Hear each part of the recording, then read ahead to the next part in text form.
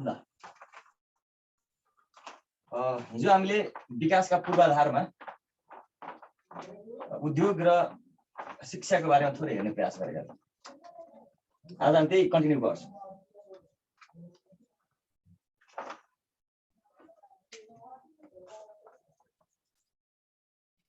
पर्यटन, टुरिज्म, पर्यटन। अब पर्यटन दुई प्रकारको हुन्छ, एउटा आन्तरिक पर्यटक भन्छ, अर्को चाहिँ बाह्य पर्यटन भन्छ। पर्यटक यो आफ्नै देशभित्रै देशको सीमाभित्रै घुमफिर गर्ने कार्य भने चाहिँ आन्तरिक पर्यटक हो भने देशको सीमाभन्दा बाहिर अर्थात् देशको दुईभन्दा बढी देशको सिमानाभन्दा बाहिर गएर गरिने घुमफिरको त बाह्य पर्यटक हो अर्थात् अन्तर्राष्ट्रिय पर्यटक हो भन्छ। अब पर्यटनको कुरा गर्दाखेरि हामीले चाहिँ नेपालको पहिलो पर्यटक कसलाई मान्छौँ त भन्दा अशोक सम्राट है, अशोका सम्राटलाई नेपालको पहिलो पर्यटक मान्छौँ। उनी चाहिँ भारतका चाहिँ मौर्य वंशीय शासक, उनी चाहिँ 14औं किराती राजा स्थुङ्गको पालामा नेपाल आएका छन्। 41 फिट अग्लो चाहिँ अशोक स्तम्भ पनि स्थापना गरेका छन्। उनलाई चाहिँ नेपालको पहिलो पर्यटक मान्छौँ है। नेपालमा चाहिँ पर्यटन मन्त्रालयको स्थापना कहिले भयो है? नेपालको पर्यटकीय गाउँ, पहिलो पर्यटकीय गाउँ कुन हो हैन? सार्क राष्ट्रको नमुना गाउँको रूपमा कुन राष्ट्रलाई चिनिन्छ, कुन गाउँलाई चिनिन्छ? नेपालमा चाहिँ होमस्टेको सुरुवात कहिलेदेखि भयो? नेपालले पर्यटक प्रवर्धन गर्नको लागि चाहिँ के कस्ता कार्यक्रमहरू गर्ने गरेका छ हैन? के कस्ता वर्षहरू मनाउने गरेका छ, त्यसलाई हामी सरस्वती हेर्ने गर्छौँ है। अब नेपालको चाहिँ पहिलो पर्यटक कसलाई मान्छौँ त हामीले? सम्राट अशोका।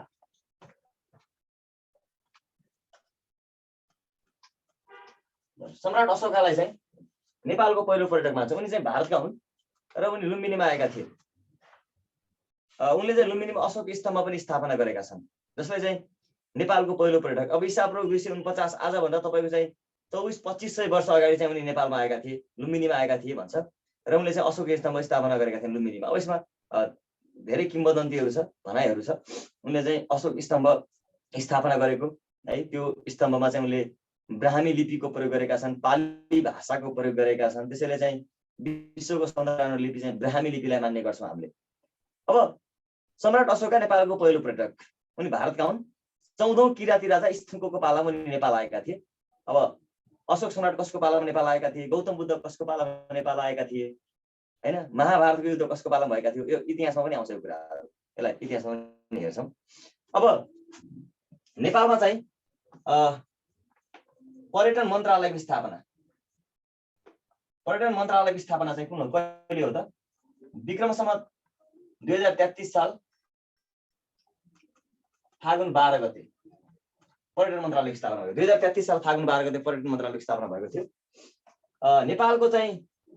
नेपालको पहिलो पर्यटकीय गाउँ कुन हो त?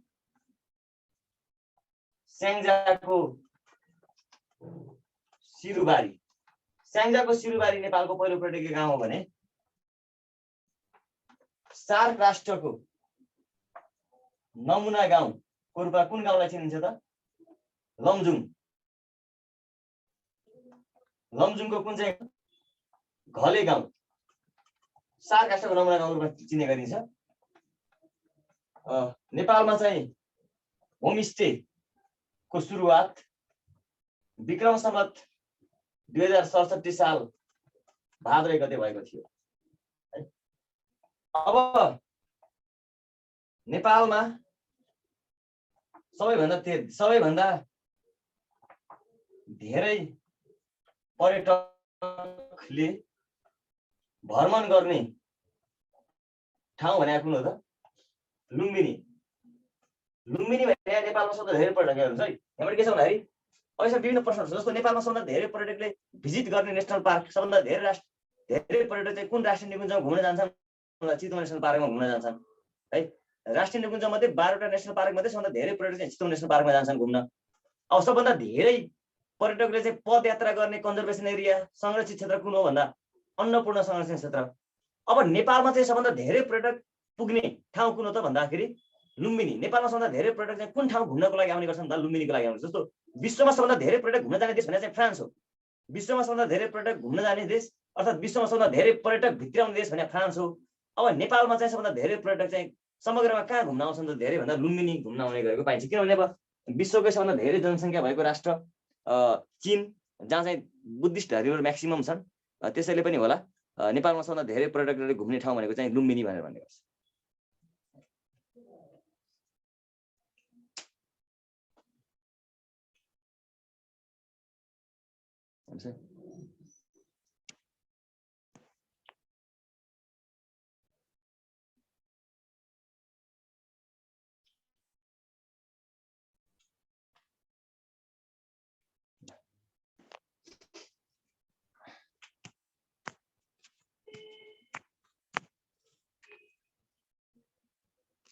देखिया छैन बोर्ड क्लियर छैन क्लास अब हिजो एक थरी आज एक थरी भन्नुभएको छ क्लास हिजोबाट कन्टिन्यू भएको छ तपाईँ अब अर्को ग्रुपको हो भने मलाई थाहा भएन यो ग्रुपमा चाहिँ हामीले हिजो पनि आर्थिक अवस्था नै पढाएको थियौँ विकासका पूर्वाधार नै पढाएको थियौँ आज पनि विकासका पूर्वाधारमा पढिरहेछौँ हामीले पर्यटन पढेछौँ हामीले है उद्योग पढ्यौँ शिक्षा पढ्यौँ कृषि पढ्यौँ अब आज चाहिँ हामीले पर्यटन पढ्छौँ यातायात पढ्छौँ विद्युत पढ्छौँ है तपाईँ अर्को ग्रुपको हो कि जस्तो लाग्यो मलाई सन्तोषजी सन्तोष तिवारी निर्दोष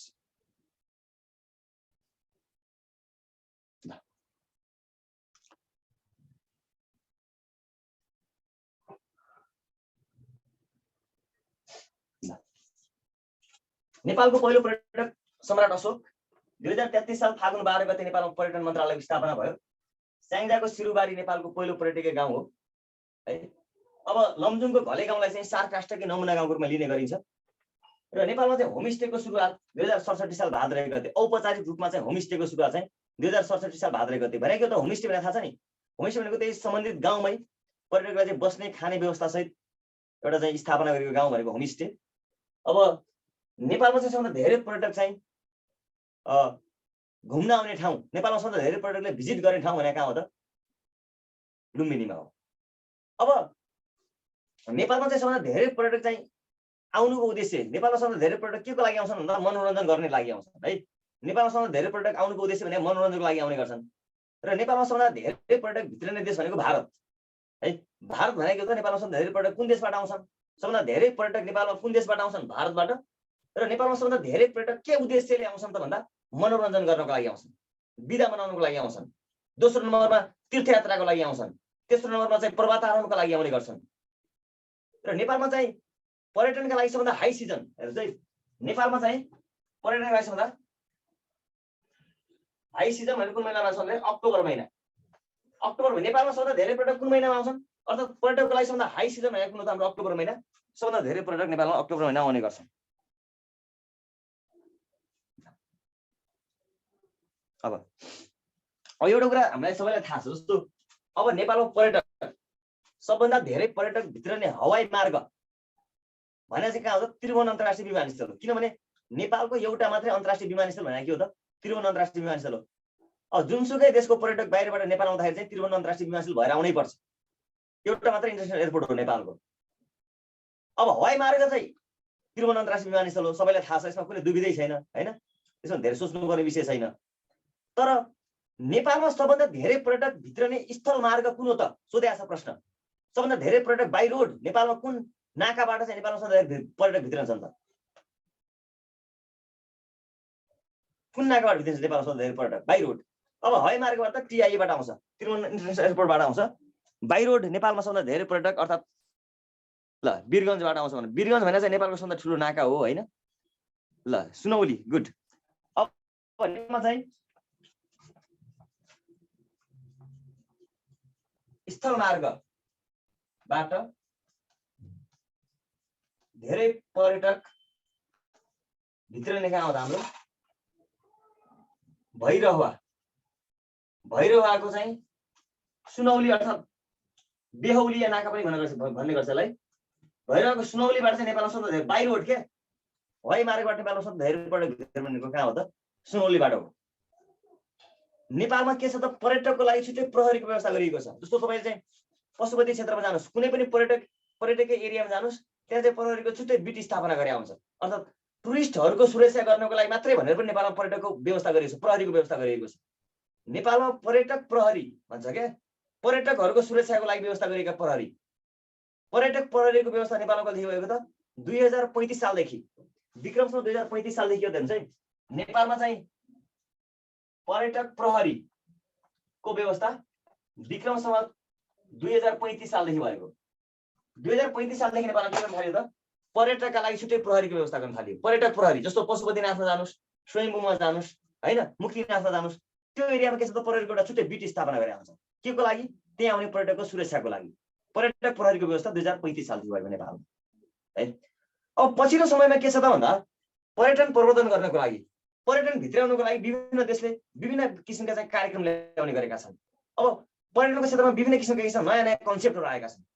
अब तपाईँको चाहिँ सामान्य रूपमा अब चाहिँ हिमाल हेर्न, पहाड हेर्न, नदी हेर्न मात्र पर्यटक आउँदैनन्, हेरिसक्यो, घुमिसक्यो धेरै मान्छेले। अब के छ त पर्यटकलाई आकर्षण गर्ने नयाँ कुराहरू, नयाँ नयाँ तरिका के छन् त विभिन्न तरिकाहरू अपनाउने गरेको पाइन्छ। जस्तो विश्वमा चाहिँ पछिल्लो समयमा चाहिँ चर्चामा आएका केही पर्यटन प्रवर्धन गर्नका लागि सुरु गरेका अभियानहरू छन्, केही तरिकाहरू छन्, त्यसलाई हामी सरस्वती हेर्छौँ।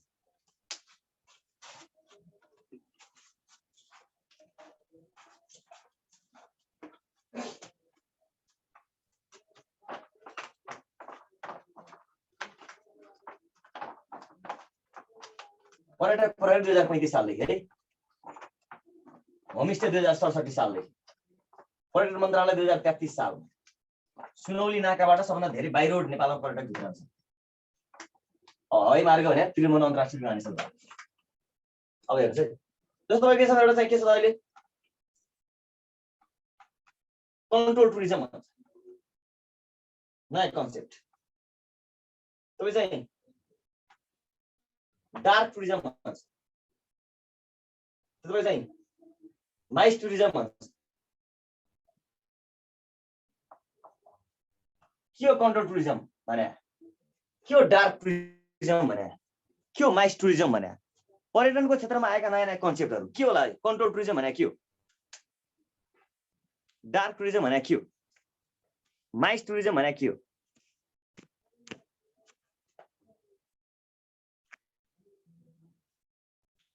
Control tourism, dark tourism, mice tourism भन्छ है। विश्व पर्यटन दिवस सेप्टेम्बर 27 मा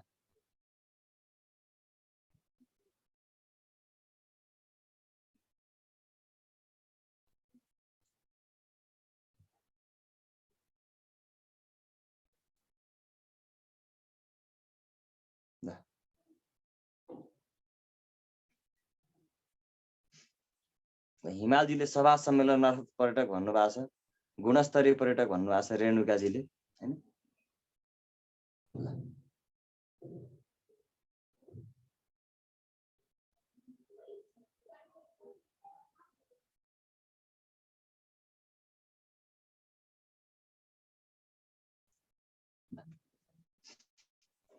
ओके, अब म भन्छु के हो त टुरिज्म, कन्ट्रोल टुरिज्म भने, डार्क टुरिज्म भने, माइस टुरिज्म भने के हो त है। अब कन्ट्रोल टुरिज्म हेरौँ है। कन्ट्रोल टुरिज्म भने चाहिँ पर्यटनको क्षेत्रमा आएको एउटा नयाँ कन्सेप्ट हो। अब कुनै पनि देशमा चाहिँ पर्यटक भित्राउनुको मुख्य उद्देश्य के हो त भन्दा विदेशी मुद्रा आर्जन गर्नको लागि हो हैन त। नेपालले किन धेरैभन्दा धेरै पर्यटक भित्राउन चाहन्छ, अर्थात् अन्य कुनै देशले किन भन्दा धेरैभन्दा धेरै पर्यटक भित्राउन चाहन्छन् भन्दा अब अन्य देशका मान्छेहरू नेपालमा आउँछन् र यहाँ आउँदाखेरि उनीहरूलाई खान बस्न घुम्दाखेरि पैसा खर्च हुन्छ, अर्थात् विदेशी डलर नेपालमा भित्रिन्छ। मुख्य उद्देश्य त्यही त हो नि। त्यो नयाँ मान्छे हेर्न, कुहिरेलाई हेर्न, त्यहाँ वातावरण प्रदूषण गर्न, मान्छेको भिड जम्मा गर्दा कुनै पनि देशले पर्यटक भित्राउँदैन होला। पक्कै पनि के हो त यो क्षेत्रमा के हो त पैसा भित्रियोस्, व्यापारमा केही होस्, होटल व्यवसाय सञ्चालन होस्, हरेक क्षेत्रलाई सहयोग पुग्छ नि त पर्यटकहरू आयो भने हो। अब के भन्दा कन्ट्रोल टुरिज्म भने के हो त भन्दा ठ्याक्कै तपाईँलाई भन्दाखेरि के हो त भन्दाखेरि कन्ट्रोल टुरिज्म भने गुणस्तरीय पर्यटक भित्राउने अभियान। क्वान्टिटी होइन क्वालिटीलाई हेर्ने। जसले धेरै खर्च गर्न सक्छ त्यसलाई मात्रै आउन दिने भन्छ क्या। खर्चै गर्दैन भने त्यसलाई किन आउन दिने भनेको भिखारी पर्यटकलाई आउन नदिने भने। जस्तो यो कन्ट्रोल टुरिज्मको अवधारणा चाहिँ सार्कास्टमा भुटानले लागू गरेको छ भन्छ। भुटानले लागू गरेको छ गुणस्तरीय पर्यटक भित्राउने अभियान हो है।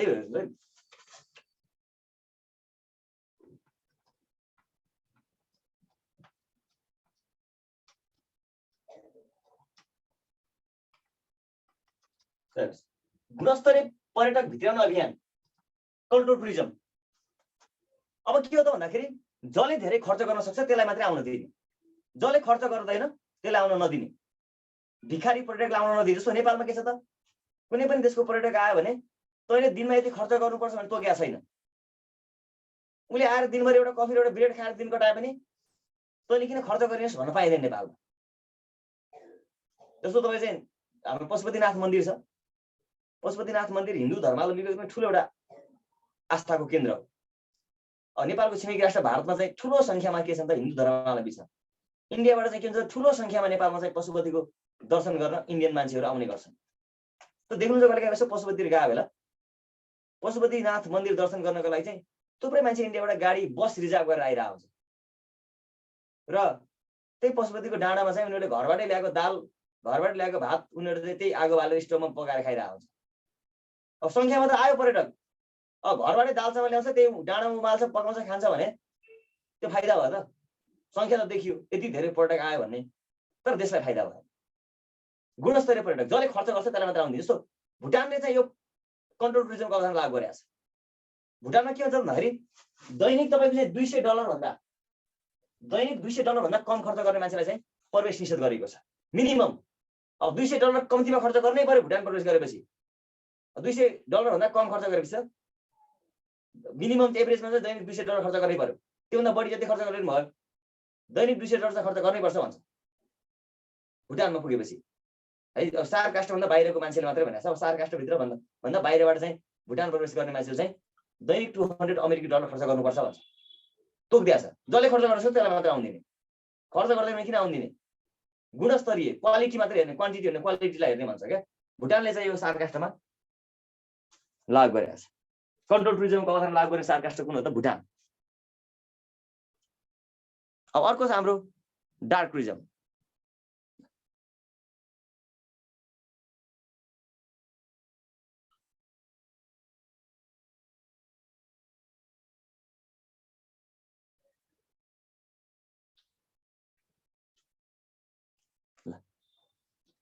अब डार्क टुरिज्म छ। के हो डार्क टुरिज्म भने? मलाई कसैले भन्नु त?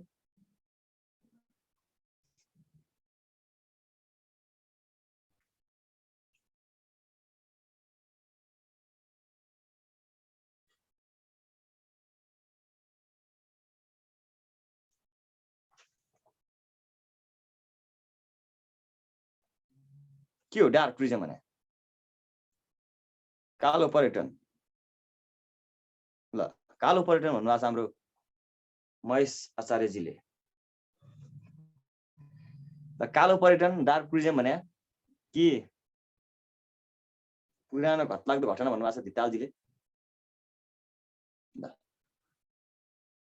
गुड। कि त डार्क टुरिज्म भने एकजनाले भन्नुभएको थियो यो अफ्रिकाको मान्छेलाई मात्रै आउन दिने भन्नुभएको थियो होइन। एकजनाले चाहिँ फेरि एयरपोर्टमा चाहिँ जहाज ल्यान्ड गराउँदाखेरि चाहिँ रातिमा मात्रै ल्यान्ड गराउने, दिउँसोमा चाहिँ ल्यान्ड गराउन नदिने भन्नुभएको थियो होइन। अब के हो त हेरौँ। डार्क टुरिज्म भने के हो त भन्दा अब हेर्नुहोस् है। अब मैले यो के भनेको छु भने पर्यटक भित्राउनको लागि चाहिँ विभिन्न देशले चाहिँ अपनाएका के हुन्छ पर्यटन प्रवर्धन गर्नको लागि चाहिँ अपनाएका उपायहरू। अब डार्क टुरिज्म भने के हो त? अब मैले अघि पनि भने अब पर्यटकहरूलाई आकर्षित गर्नको लागि चाहिँ विभिन्न तरिकाहरू अपनाउने गरिन्छ।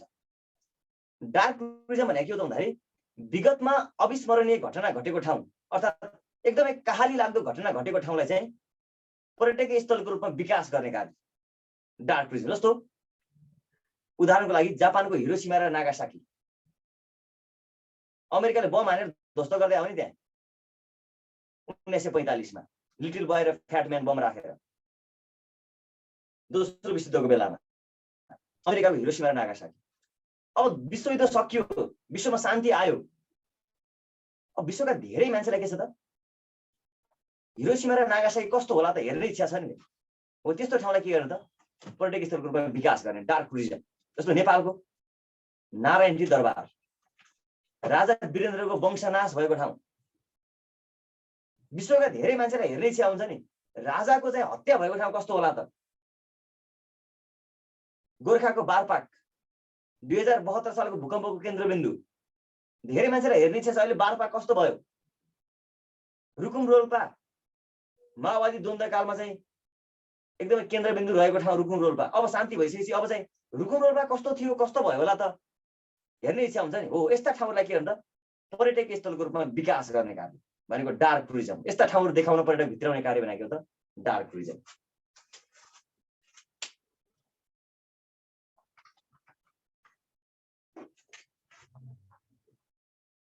विगतमा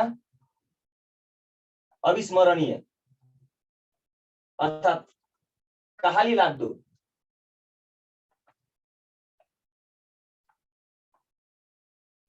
घटना घटेको ठाउँलाई पर्यटकीय स्थलको रूपमा विकास गर्ने कार्य।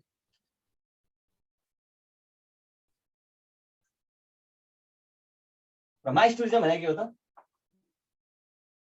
सभा सम्मेलन मार्फत पर्यटक भित्राउने कार्य।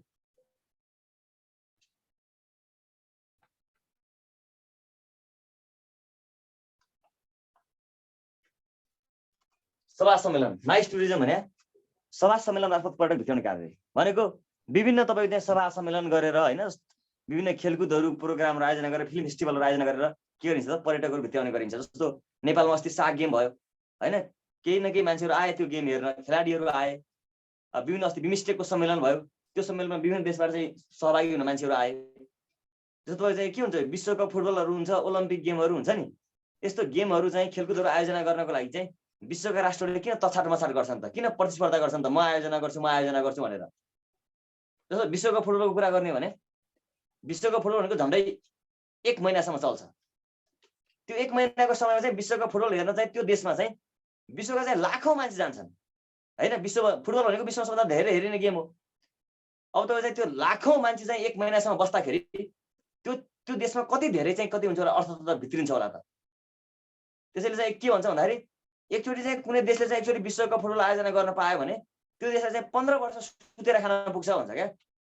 15 वर्ष सुतेर खाए पनि हुन्छ त्यो देशले, केही उत्पादन नगरी पनि पुग्छ अरे।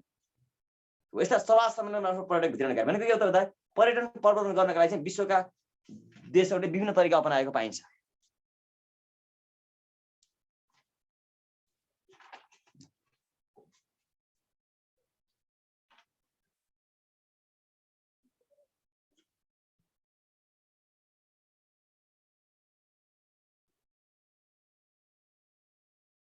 ओके, अब नेपालले चाहिँ पर्यटन प्रवर्धन गर्नको लागि गरेका केही प्रयासहरू छन्।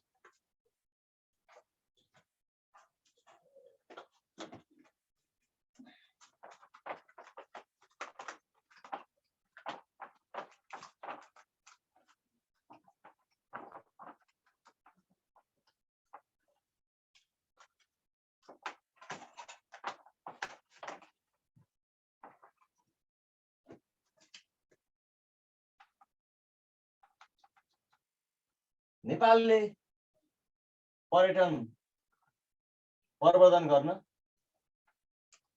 मनाएका केही वर्षहरू जस्तो सन् 1998 लाई नेपाल भ्रमण वर्ष, सन् 2002 र 2003 लाई गन्तव्य नेपाल वर्ष, सन् 2007 लाई पोखरा भ्रमण वर्ष,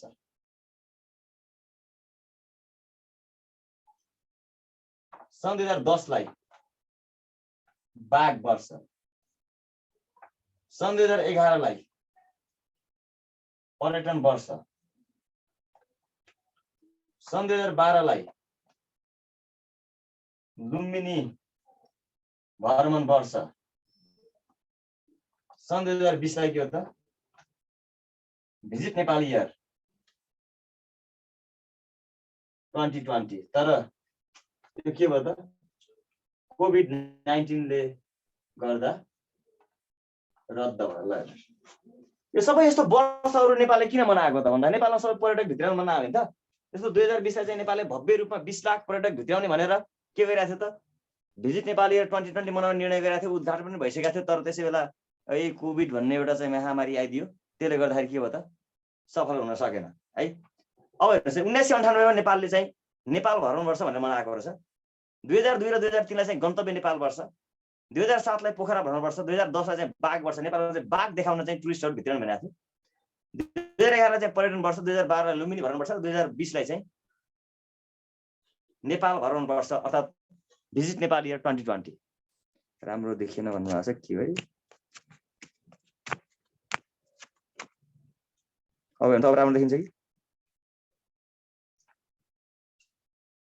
पर्यटन प्रवर्धन गर्नका लागि नेपालले मनाएका केही वर्षहरू भनेको पर्यटन भित्र्याउनको लागि, चाहिँ नेपालले मनाएका केही वर्षहरू।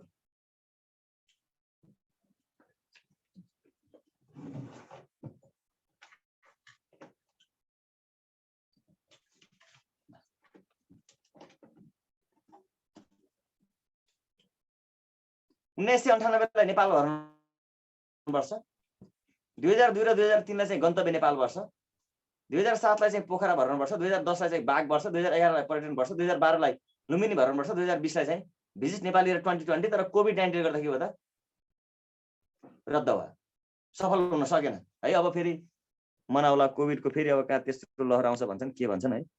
कोभिडले गर्दाखेरि चाहिँ अहिले के छ, पर्यटन व्यवसायलाई चाहिँ धराशयी पारेको अवस्था छ।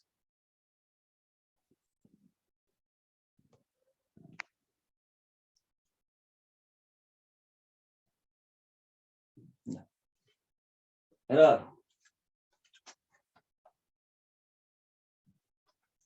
अन्तर्राष्ट्रिय पर्यटक दिवस है, अन्तर्राष्ट्रिय पर्यटन दिवस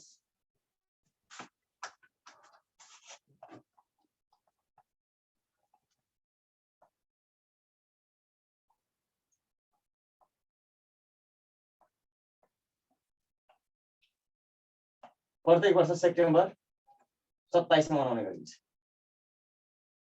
सेप्टेम्बर 27 मा प्रत्येक वर्ष अन्तर्राष्ट्रिय पर्यटन दिवस मनाउने गरिन्छ, सेप्टेम्बर 27।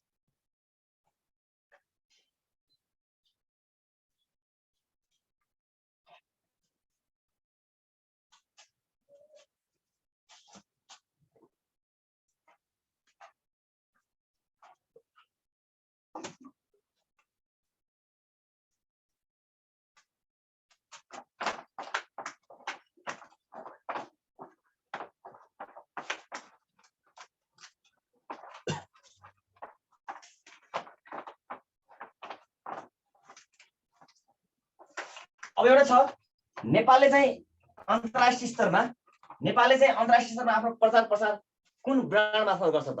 हेर्नुहोस् है, पर्यटन प्रवर्धनका लागि नेपालको चाहिँ अन्तर्राष्ट्रिय ब्रान्ड के हो त? नेपालले कुन ब्रान्ड मार्फत नेपालको प्रचार प्रसार गर्छ त? हेर्नुहोस् है, पर्यटन प्रवर्धनका लागि नेपालको अन्तर्राष्ट्रिय brand,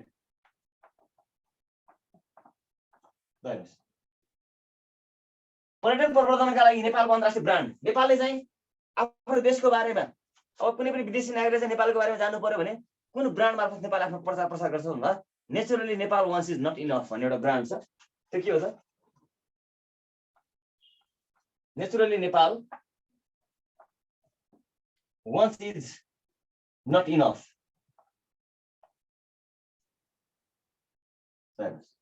naturally Nepal once is not enough भने के हो त? नेपालको चाहिँ अन्तर्राष्ट्रिय ब्रान्ड, यही ब्रान्ड मार्फत नेपालले चाहिँ अन्तर्राष्ट्रिय स्तरमा प्रचार प्रसार गर्ने गर्छ। Naturally Nepal once is not enough.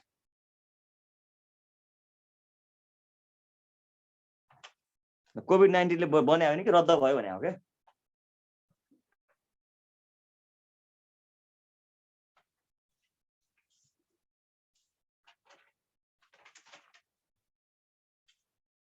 Naturally Nepal once is not enough. अब कोभिड-19 ले गर्दा के गर्यो त भन्दाखेरि पर्यटन व्यवसायलाई धराशयी पारेको छ। जस्तो तपाईले चाहिँ 2019 लाई हेर्नुहुन्छ भने नेपालमा चाहिँ 11 लाख भन्दा धेरै पर्यटक आएका छन् 2019 मा। तर 2020 मा मात्रै कति आएका छन् त? 20 लाख, सरी 2020 मा चाहिँ मात्रै 2,30,000 पर्यटक नेपालमा भित्रिएको कुरा गरिरहेको छ है। पर्यटन व्यवसाय अब लगभग एकदमै धारासी अवस्था हुन पुगेको छ। त्यसैले पर्यटन प्रवर्धन गर्नको लागि चाहिँ आन्तरिक पर्यटनलाई चाहिँ प्रवर्धन गर्नको लागि चाहिँ बजेटमा चाहिँ के भनेको थियो त, सबै सरकारी कर्मचारीलाई चाहिँ 10 दिनको चाहिँ काज बिदा दिएर घुम्न पठाउने भनेको थियो होइन त। 10 दिनको तलब पनि दिने, अझ पछि त तपाईँको चाहिँ एकजना मान्छेसँगै लिएर पनि जान पाउने होइन, 2 जनाको खर्च बिहोर्ने भनेको थियो यो कार्यविधिमा। अब अहिलेसम्म सुरु भएको छैन, कहिलेदेखि सुरु हुन्छ थाहा छैन। अब अगाडि बढौँ। पर्यटनपछि नेपालमा चाहिँ पर्यटकको चाहिँ औसत बसाइ कति छ त? 15 दिन। 15 दिन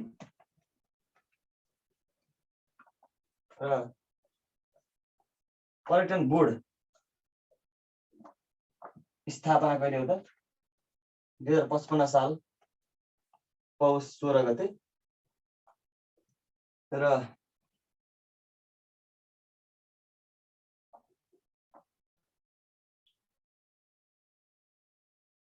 पर्यटन परिषदको चाहिँ अध्यक्ष को हुने व्यवस्था छ त? प्रधानमन्त्री हुने व्यवस्था छ। पर्यटन परिषदको अध्यक्ष को हुन्छ भन्दा प्रधानमन्त्री हुने व्यवस्था छ।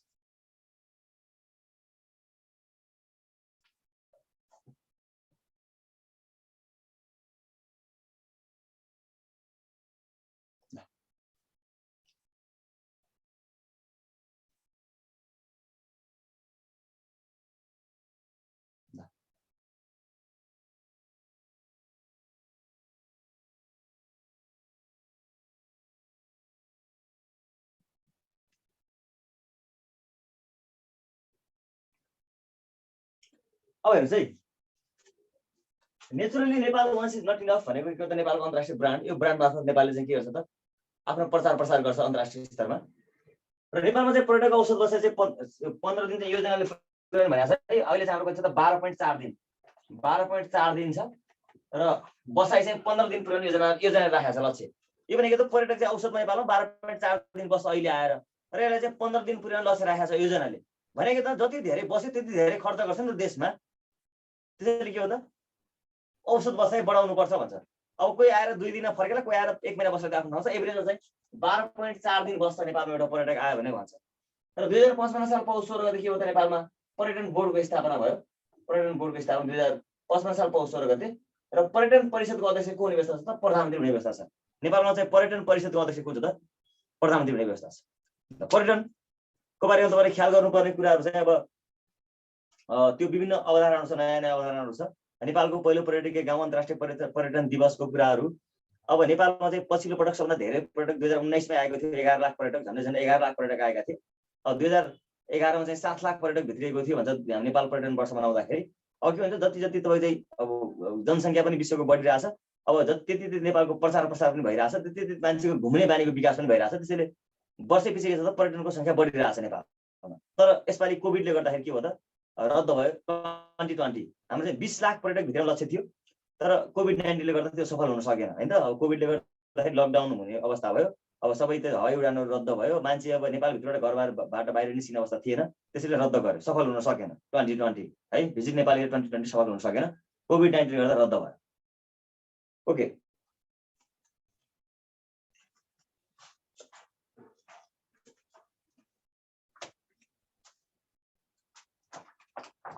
नेपालमा सबभन्दा धेरै पर्यटक आउने देश भनेको कुन हो त? भारत।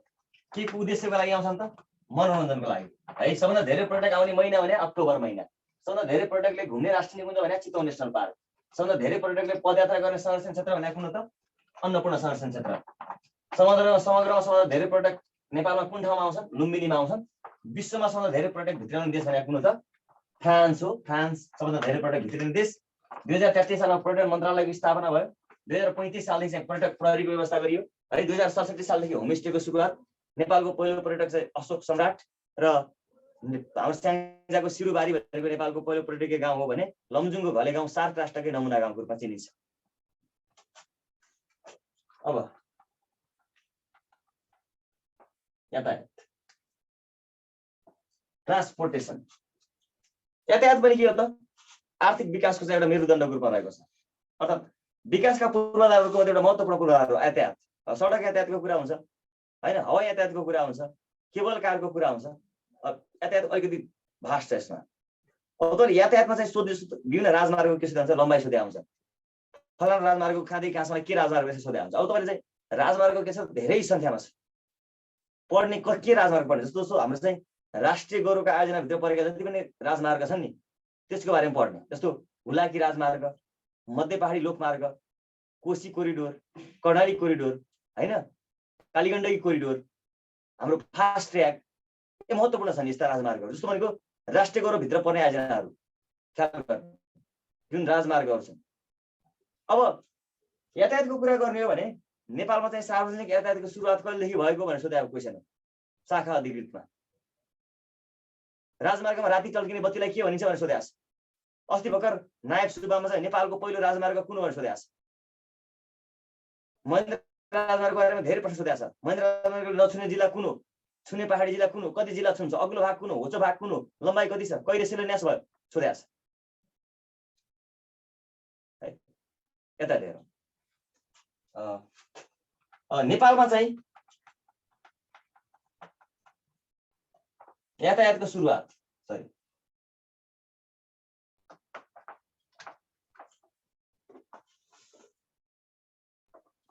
सार्वजनिक यातायातको सुरुवात कहिलेदेखि भएको त? नेपालमा सार्वजनिक यातायातको सुरुवात विक्रम सम्वत 1996 देखि। नेपालमा अहिले पब्लिक गाडीहरू छ नि, पब्लिक बसहरू छ नि, यस्तो सार्वजनिक यातायातको सुरुवात नेपालमा कहिलेदेखि भएको? 1996 देखि सुरु भएको। त्योभन्दा पहिला नेपालमा पब्लिक गाडीहरू थिएन, सार्वजनिक यातायात थिएन, जताकै मान्छे हिँडेर जाने सार्वजनिक यातायात थिएन। 1996 देखि एउटा नेपालमा सार्वजनिक यातायातको सुरुवात भएको र नेपालमा चाहिँ के भन्छ भन्दा राजमार्गमा राति टल्कने अर्थात् त्यो बल्ने बत्तीलाई के भन्छ हामीले क्याट्स आई भन्ने गर्छ, क्याट्स आई भन्ने गर्छ। राजमार्गमा राति टल्किने बत्तीलाई के भन्छ क्याट्स आई भन्ने गर्छ। अब म सबभन्दा पहिला यातायातमा केबुल कारबाट सुरु गर्छु। केबुल कारमा नेपालमा अहिलेसम्म 3टा केबुल कार बनिएको छ। एउटा छ हाम्रो मनोकामना केबुल कार है, केबुल कार हुन्छ, केबल कार हुन्छ ल।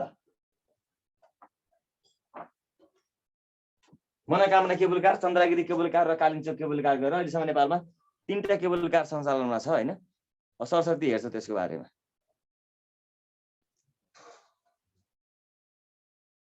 अ 2033 मा पर्यटन मन्त्रालयको स्थापना।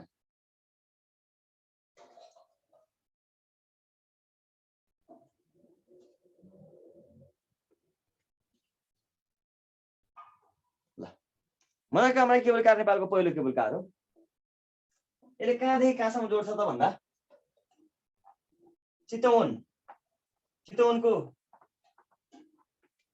कुरिन्टार देखि गोर्खाको चाहिँ कति केस कहाँसम्म त मनोकामना मन्दिरसम्म जोड्छ यसले। यसको लम्बाइ कति छ 2.8 किलोमिटर अर्थात् 2800 मिटर। यसको स्थापना कहिले भएको त 2055 साल मङ्सिर 8 गते। कसको सहयोगमा? अस्ट्रिया भन्ने थाहा छ नि देश, अस्ट्रियाको प्राविधिक सहयोगमा है। ल हेर्नुस् नेपालको पहिलो केबुल कार मनोकामना केबुल कार चितवनको कुरिन्टारदेखि गोर्खाको मनोकामना मन्दिरसम्म जोड्दो रहेछ अहिले। नेपालको पहिलो केबुल कार अहिलेसम्म बनेको केबुल कार मध्ये नेपालको सबभन्दा लामो केबुल कार पनि हो। 2.8 किलोमिटर लामो अर्थात् 2800 मिटर लामो छ र 55 साल मङ्सिर 8 गते स्थापना भएको। अस्ट्रिया है, अस्ट्रेलिया होइन, अस्ट्रियाको प्राविधिक सहयोगमा निर्माण भएको थियो। र यसमा चाहिँ त्यो 34 वटा डिब्बा छ जसमध्ये 31 वटाले मान्छे बोक्छ, 3टाले सामान बोक्छ। नेपालको पहिलो केबुल कार मनोकामना केबुल कार। क्लियर छैन, अब के गर्नु है, यो भन्दा क्लियर त कसरी बनाउनु? ल केबल कार हो, टेबल कार हो र केबल कार हो नि।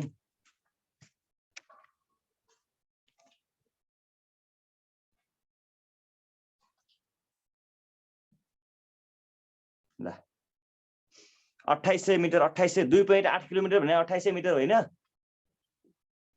2.8 भने चाहिँ 1 किलोमिटरमा 1000 मिटर हुन्छ।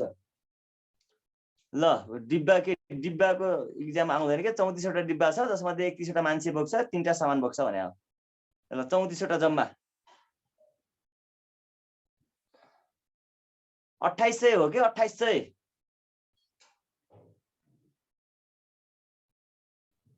हिजो अस्ति जस्तो बोर्ड क्लियर छैन, अब के गर्नु त, नोट डेट समस्या हो कि।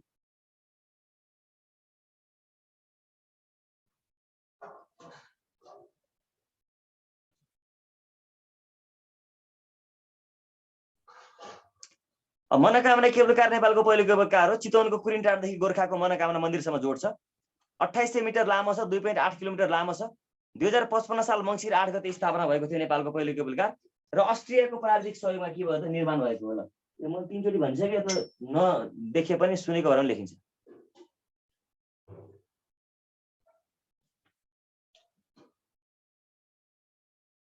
कस्ट कति लाग्छ, कस्ट के थाहा मलाई, विद्यार्थीलाई डिस्काउन्ट छ हुन्छ होला, त्यही तपाईको चाहिँ कस्ट 600-700 लाग्छ होला केबल कार चढ्न। ओके,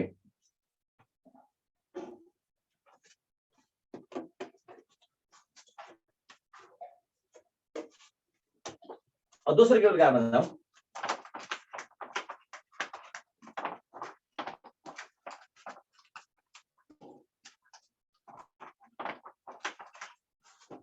दोस्रो केबल कार कुन हो? नेपालको चन्द्रागिरी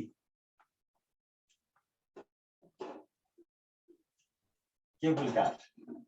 कहाँदेखि कहाँसम्म जोड्छ त? थानकोटदेखि माथि चन्द्रागिरीको चाहिँ हाम्रो भालेश्वर मन्दिरसम्म। यसको स्थापना विक्रमसम्म 2073 साउन 24 मा हो। यसको लम्बाइ कति छ त? 2.4 किलोमिटर। यो पनि तपाईको अस्ट्रियाकै प्राविधिक सहयोगमा हो।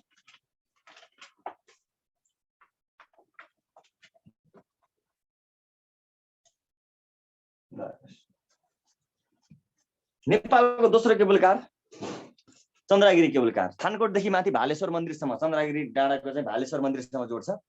2073 साल साउन 24। यसमा स्थापना र अलिकति लम्बाइ मात्रै ख्याल गर्नु होला।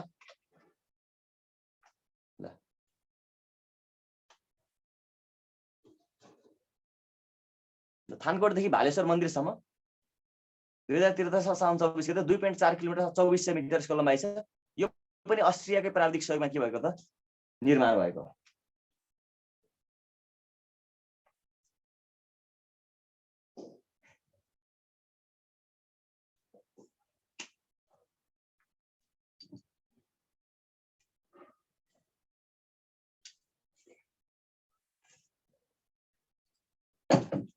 ओके, लास्टमा छ नेपालको तेस्रो केबल कार। सबभन्दा अहिलेसम्मको लेटेस्ट र सबभन्दा छोटो पनि यही हो, हाम्रो कालिन्चोक केबल कार। दोलखाको कालिन्चोक है। चन्द्रागिरी भने काठमाडौँमै पर्छ है, चन्द्रागिरी नगरपालिका थाहा छ होला।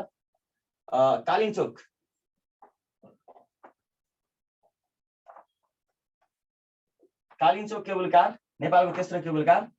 यसले कहाँदेखि कहाँसम्म छ भन्दा कालिन्चोकको चाहिँ हाम्रो दोलखाको चाहिँ कुरीदेखि है कालिन्चोक मन्दिरसम्म जोड्छ। अहिले मन्दिरसम्म जोड्छ। 2075 साल कार्तिक 17 गते के हो त यो स्थापना भएको। यसको लम्बाइ कति छ त? 900 मिटर। 900 मिटर लामो छ र निजी क्षेत्रले बनाएको भन्छ। नेपालको अहिलेसम्म बनेको पनि सबभन्दा छोटो यही हो। 900 मिटर मात्रै लामो छ। 75 साल कार्तिक 17 गते है दोलखाको कुरीदेखि कालिन्चोक मन्दिरसम्म जोड्छ। नेपालको तेस्रो cable car Kalinchok cable car.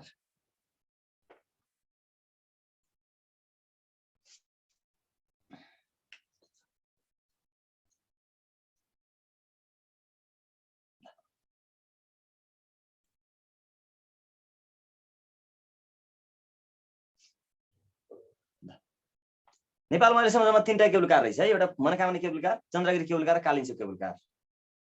यिनीहरूको लम्बाइ, यिनीहरूको स्थापना ख्याल गर्नु होला। सबभन्दा पुरानो भनेको मनोकामना र सबभन्दा लामो पनि अहिलेसम्म त्यही छ। भोलिको दिनमा योभन्दा लामो पनि बन्न सक्छन्। अहिलेको अवस्थामा चाहिँ मनोकामना केबुल कार नेपालको सबभन्दा लामो केबुल कार हो, जसले चाहिँ चितवनको कुरिनटारदेखि गोर्खाको मनोकामना मन्दिरसम्म जोड्छ।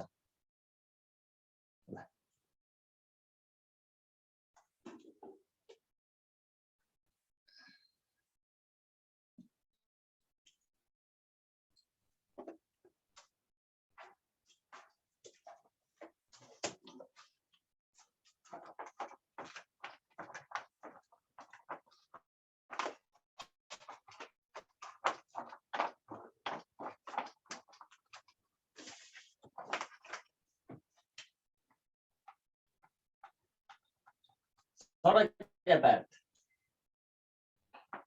अब हेर्नुहोस् है,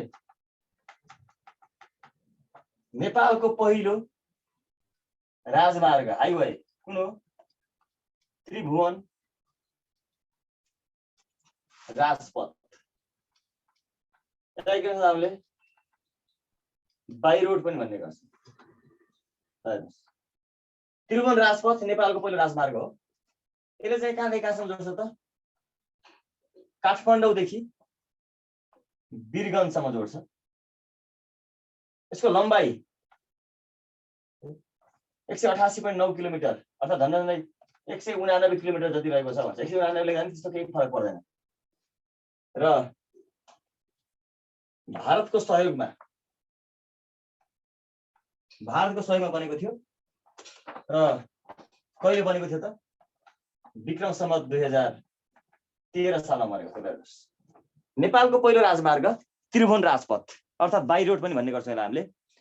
अर्थात् नेपालमा सबैभन्दा पहिला कालो पत्रे गरिएको अर्थात् पिच गरिएको सडक पनि कुन त? यही बाई रोड नै हो, अर्थात् त्रिभुवन राजपथ हो। यो नेपालको सबभन्दा पुरानो राजमार्ग, नेपालको सबभन्दा पहिलो राजमार्ग कुन हो भनेर सोधेको थियो अस्ति नासुमा।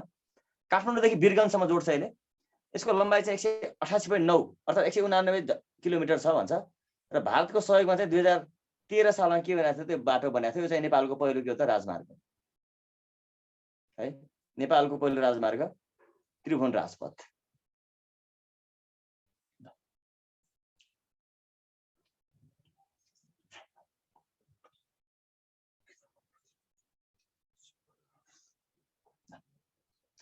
नेपालको पहिलो राजमार्ग, नेपालमा सबभन्दा पहिला पिच गरिएको सडक, कालोपत्री गरेको सडक त्रिभुवन राजपथ अर्थात् बाई रोड है। बाई रोडको बाटोमा धुलो उडाउँदै भन्ने गीत सुन्नु भएको छ होला, त्यही बाटो हो। काठमाडौँदेखि वीरगञ्जसम्म जोड्छ। 189 किलोमिटर यसको लम्बाइ हो। भारत सरकारको सहयोगमा बनाएको थियो 2013 साल। अब एउटा महत्त्वपूर्ण राजमार्ग छ महेन्द्र राजमार्ग अर्थात् पूर्व पश्चिम राजमार्ग पनि भनेर सुन्छ।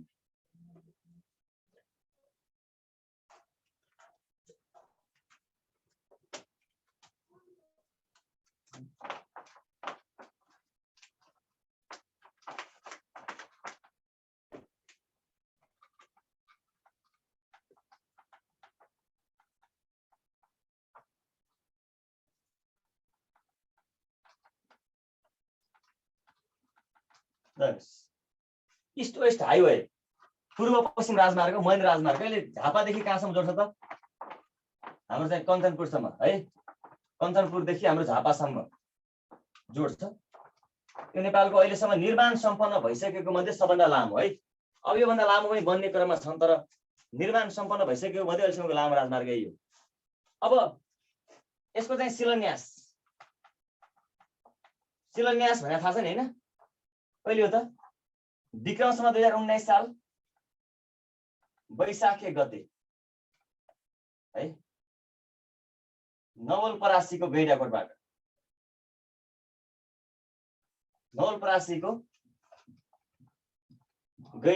चाहिँ कसले गरेका थिए त?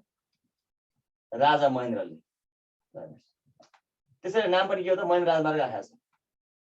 2019 साल वैशाख 1 गते नवलपरासीको गैंडाकोटबाट राजा महेन्द्रले पूर्व पश्चिम राजमार्ग अर्थात् महेन्द्र राजमार्गको शिलान्यास गरे। शिलान्यास गर्ने भन्ने कुरा र उद्घाटन भन्ने कुरा फरक हो है। शिलान्यास गरे भन्छ नि, शिलान्यास भनेको सुरुमा जस्तो घर शिलान्यास गरेर सुरुमा जग खन्ने हो, त्यो भने शिलान्यास हो। उद्घाटन भनेको त घर बनिसक्यो, त्यो घरभित्र बस्दा सुरुमा हुन्छ नि, सुचारू हुन्छ नि, तब के हो त? बल्ल उद्घाटन हो। उद्घाटन र शिलान्यासमा फरक छ। नेपालमा धेरै शिलान्यास मात्रै हुन्छ, उद्घाटन हुँदैन है। शिलान्यास 2019 साल वैशाख गते राजा महेन्द्रले नवलपरासीको गैंडाकोटबाट के गर्छ महेन्द्र राजाको शिलान्यास गरे। यसलाई पूर्व पश्चिम राजमार्ग भन्छौँ। यसले कहाँदेखि कहाँसम्म जोड्छ त हाम्रो कञ्चनपुरदेखि झापा है। यो हाम्रो चाहिँ कञ्चनपुरको वनवासादेखि झापाको काँक्रा भित्रसम्म जोड्छ भन्छ। यसको लम्बाइ कति छ त भन्दा 1027.67 किलोमिटर र यसले चाहिँ एउटा नछुने महेन्द्र राजमार्ग नछुने चाहिँ तराईको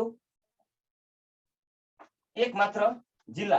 यसले तराईको एउटा जिल्ला छुँदैन, पर्सालाई छुँदैन र यसले चाहिँ दुईटा पहाडी जिल्ला छुने पहाडी जिल्ला कुन हो त अर्घाखाँची र मकवानपुर दुईटालाई छुन्छ। नछुने चाहिँ एउटा मात्रै। अब यसले कति जिल्ला छुन्छ चाहिँ जम्मा चाहिँ छुने जिल्ला कति हुन्छ 22 जिल्ला छुन्छ। यसले 22 वटा जिल्ला छुन्छ। र महेन्द्र राजमार्गको चाहिँ सबभन्दा अग्लो भाग कुन हो त बाँकेको चाहिँ पुष्मा हो भने सबभन्दा यसको चाहिँ होचो भाग कहाँ पर्छ त यसको चाहिँ सुनसरीमा पर्छ। सुनसरीको चाहिँ इटहरीमा पर्छ। र महेन्द्र राजमार्ग चाहिँ कसको सहयोगमा बनिएको छ त भन्दा विभिन्न खण्ड चाहिँ विभिन्न देशको सहयोगमा बनिएको छ है।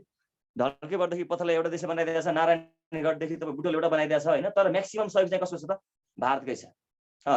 पोखराबाट घोषणा गरे। पोखराको पार्दी बाँध उद्घाटन गर्ने क्रममा 2018 साल मङ्सिर 3 गते चाहिँ राजा महेन्द्रले बनाउने घोषणा गरेका थिए र 19 साल वैशाख गते उनले शिलान्यास गरे। ल हेर्नुहोस् शिलान्यास 2019 साल वैशाख गते 1027.67 किलोमिटर 1027.67 किलोमिटर महेन्द्र राजमार्गको टोटल लेन्थ हो, टोटल लम्बाइ हो।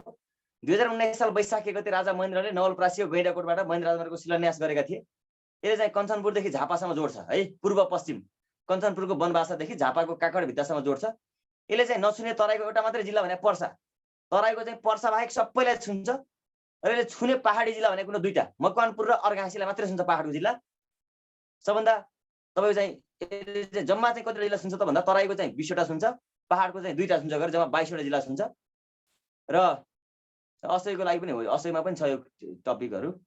र महेन्द्र राजमार्गको सबभन्दा अग्लो भाग भनेको बाँकेको पुष्मा 950 मिटरको हाइटमा छ सबभन्दा अग्लो भाग। र होचो भाग भनेको कहाँ हो त सुनसरीको इटहरी 71 मिटर अग्लो छ भन्छ।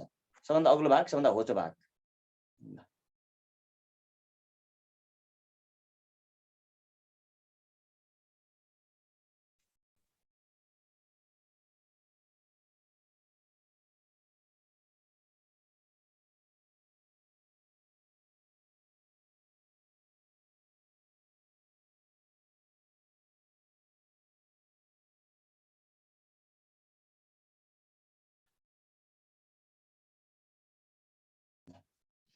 हुलाकी राजमार्ग मध्य पहाडी लोकमार्गको बारेमा आउँछौँ हामी है। नाथिङ्स प्रत्येक आर्थिक सर्वेक्षण अनुसार के छ त फरक डाटाहरू आउँछ कि निर्माणाधीन जति पनि राजमार्ग छन् नि तिनीहरूको चेन्ज भइराखेको आउँछ। अब म्याक्सिमम के छ त पुष्पलाल अर्थात् मध्य पहाडीको चाहिँ 1776 लेखेको पाइन्छ। अहिले चेन्ज भएको छ 1889 पुगेको छ अहिले है। यो कुरा 1792.4 हुन्छ हुलाकी राजमार्ग। त्यसको बारेमा हामी पढ्छौँ नाथिङ्स। अब महेन्द्र राजमार्ग विभिन्न खण्ड विभिन्न देशको सहयोगमा निर्माण भएको छ। अहिलेसम्म बनेको मध्ये नेपालको सबभन्दा लामो राजमार्ग यही है। अब विभिन्न तपाईँको चाहिँ के छ त भन्दाखेरि विभिन्न ठाउँमा चाहिँ केबल कार निर्माण गर्ने घोषणा पनि गरेका छ होइन। तर अहिले सञ्चालनमा भएको बनिसकेको मध्ये 3टा मात्रै हो नेपालमा केबल कार।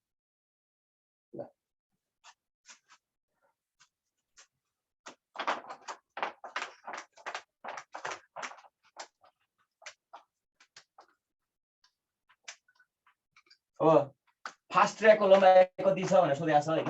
काठमाडौँ चक्रपथको लम्बाइ कति छ, काठमाडौँ चक्रपथ कसको सहयोगमा बनेको हो, वा काठमाडौँ बाहिरी चक्रपथको लम्बाइ कति हुने भनेको छ, काठमाडौँ बाहिरी चक्रपथ कसको सहयोगमा बन्दैछ होइन। त्यसपछि धरान धनकुटा राजमार्गलाई के भन्छ होइन, पोखरादेखि सुनौलीको राजमार्गलाई के भन्छ, काठमाडौँदेखि पोखरा राजमार्गलाई के भन्छ होइन, सुर्खेतदेखि नेपालगञ्जको राजमार्गलाई के भन्छ। यस्ता विभिन्न राजमार्गका नामाकरणहरू छन्। यस्ता सोधेको छ। विभिन्न राजमार्गको लम्बाइ सोधेको छ। अब विशेष गरेर ख्याल गरेर पढ्नु भनेको हाम्रो चाहिँ राष्ट्रिय गोरको आयोजनाभित्र पर्ने राजमार्गको विशेष ख्याल गर्नु पर्यो। अब हवाई यातायातमा पनि विभिन्न एयरपोर्टहरूको नाम, कुन जिल्लामा कुन चाहिँ एयरपोर्ट, सबभन्दा धेरै एयरपोर्ट भएको जिल्ला, सबभन्दा अग्लो स्थानमा रहेको, सबभन्दा होचो स्थानमा रहेको, सबभन्दा साँघुरो एयरपोर्ट होइन। यस्ता सोधेको छ। विभिन्न जिल्लामा रहेको एयरपोर्टहरूको नाम र जिल्ला सोधेको छ। त्यो कुरा पनि हामीले हेर्नेछौँ यातायातमा। र आजलाई चाहिँ यति नै गर्छौँ। बाँकी भोलि यातायात हाम्रो चाहिँ यही सडक यातायात यही हाइवेबाट नै सुरु गर्नेछौँ है। ल आजलाई यति नै। हस्, थ्याङ्क यू सबैलाई।